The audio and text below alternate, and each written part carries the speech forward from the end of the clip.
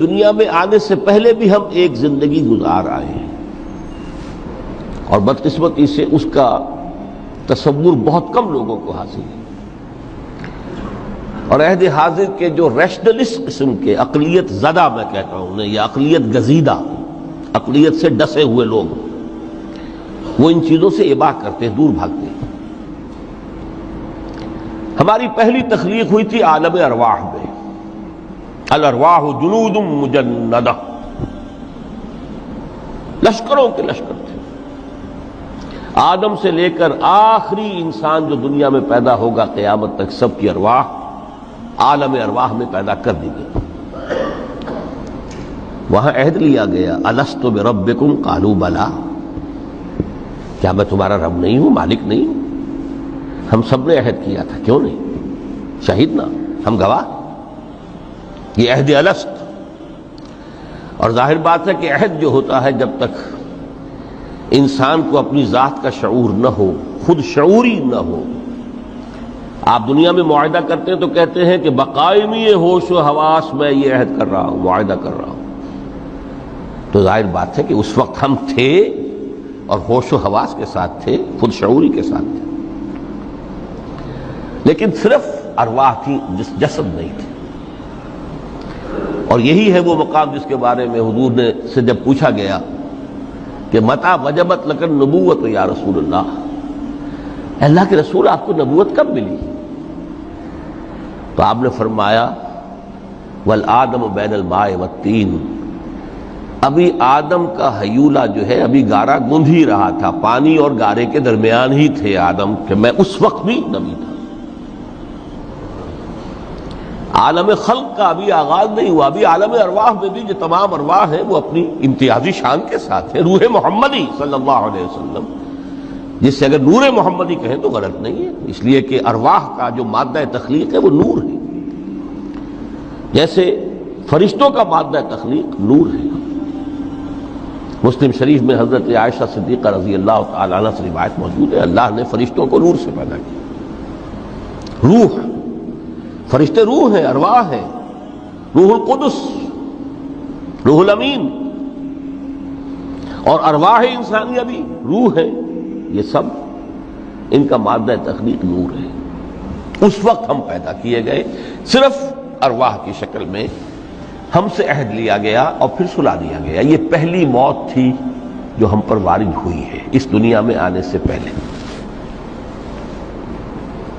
اس لیے کہ سورہ مومن کی ایک آیت میں فرمایا گیا ہے کہ جہنم میں لوگ جو ہیں فریاد کریں گے، ربنا امتنا اثنتین واحییتنا اثنتین فاعترفنا بذنوبنا فهل الى خروج من سبیل، اے اللہ تو نے ہمیں 2 مرتبہ مارا، 2 مرتبہ زندہ کیا،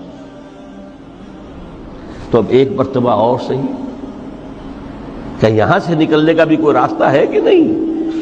اتنے مراحل سے تو ہمیں لے کر آیا ہے، ایک مرحلہ اور سی۔ تو یہ 2 موتیں کون سی ہیں؟ پہلی موت وہ تھی جب ارواح کو موت کی نیند سلا دیا گیا۔ پھر عالم خلق، جسے آج سائنٹسٹ کہتے ہیں، جس کا نقطۂ آغاز ہے بگ بینگ، عالم ارواح اس سے پہلے کی شے ہے، اس تک سائنس نہیں پہنچ سکتی، وہ سائنس سے ماورا ہے،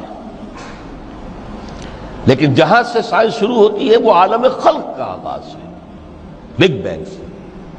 وہ پھر مختلف مراحل، تنزل کے مراحل بھی آئے، ارتقاء کا مرحلہ بھی آیا، تفصیل میں جانے کا موقع نہیں ہے۔ بہت سے تنزلات کے مراحل اور بہت سے ارتقاء کے مراحل طے کر کے آدم تیار ہوا ہے۔ حضرت بیدل نے رحمت اللہ علیہ بہت خوبصورت شعر کہا ہے، ہر 2 عالم خاک شد تا بست نقش آدمی، اے بہار نیستی از قدر خود ہوشیار باش۔ یہ پوری جو بھی کائنات کا جو سلسلہ شروع ہوا، بگ بینگ، اور بہت بڑے بڑے جو ناری کرے تھے جن کی کہ حرارت کا جب تذکرہ کرتے ہیں سائنسدان تو ٹریلینز اینڈ ٹریلینز آف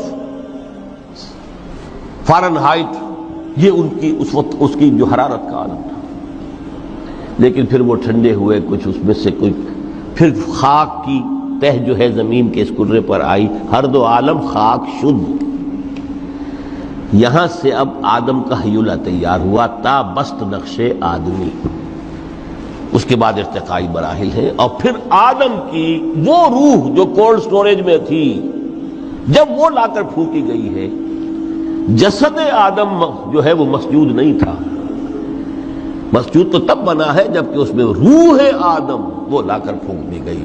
فَإِذَا سَوَّيْتُهُ وَنَفَخْتُ فِيهِ مِن رُوحِي فَقَعُوا لَهُ سَاجِدِينَ۔ یہاں سے حیات دنیاوی کا آغاز ہو گیا۔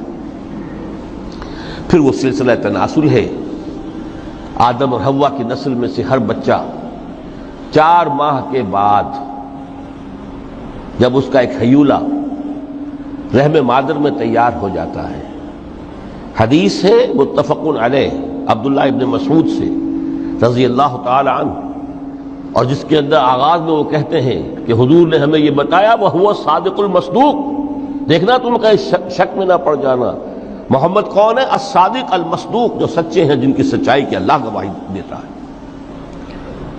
کہ رحم مادر میں 40 دن تم نطفے کی شکل میں ہوتے ہو، پھر 40 دن علقہ کی شکل میں ہوتے ہو، پھر 40 دن تو مضغہ کی شکل میں ہوتے، پھر اللہ تعالیٰ فرشتے کو بھیجتا ہے جو اس میں روح پھونکتا ہے۔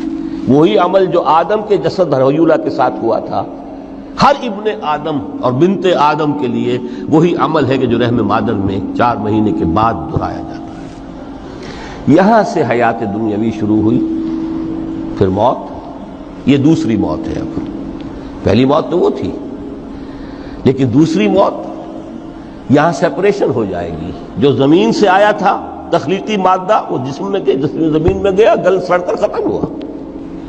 جو وہاں سے روح آئی تھی وہ اس زمینی وجود کا جو لب لباب ہے، جان، نفس، اس کو لے کر اپنے ساتھ، اور وہ جائے گی عالم بالا کو۔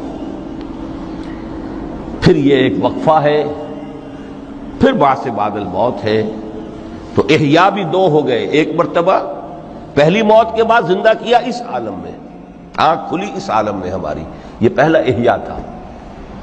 کیف تکفرون باللہ وکنتم امواتا فاحیاکم ثم یمیتکم ثم یحییکم ثم الیہ ترجعون۔ دوسرا احیاء وہ ہوگا قیامت کے دن، بعث بعد الموت، اور پھر اس کے بعد وہ زندگی ابدی زندگی ہے، ہمیشہ کی۔